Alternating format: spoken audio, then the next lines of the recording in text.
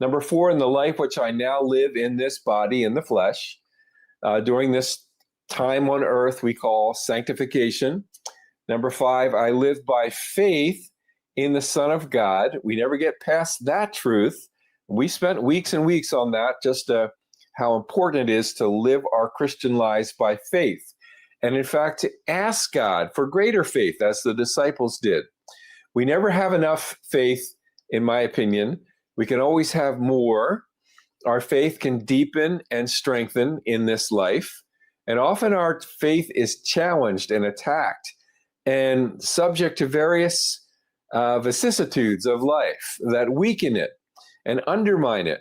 For example, sickness and disease, trials and tribulations can attempt to undermine our faith.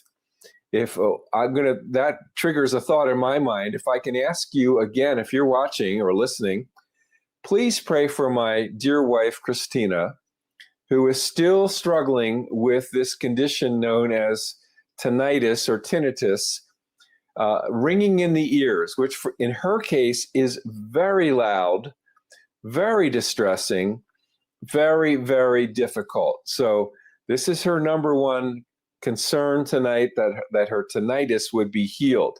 I'm praying for complete healing for Christina. If you would join me in that prayer, it would mean so much to us. Thank you so much for those of you who have prayed and continue to pray.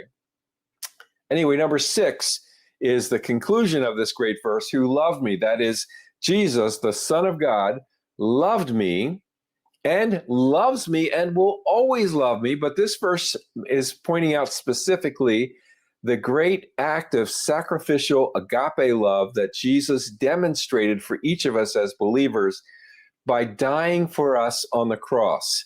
Even when we were alienated from him, estranged from him, in God's views, God's eyes, we were enemies of God.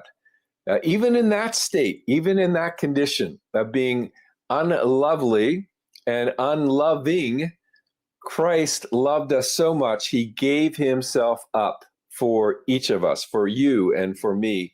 And so each of us can speak of this in the first person.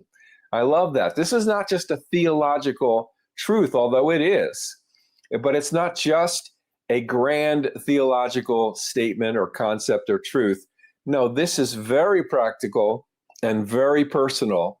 And each one of us can affirm Galatians 2:20 for ourselves. I think that's why Paul wrote it in the first person, so that each one of us as believers can repeat after Paul and say, yeah, that Galatians 2:20 was written by Paul and it applied to Paul.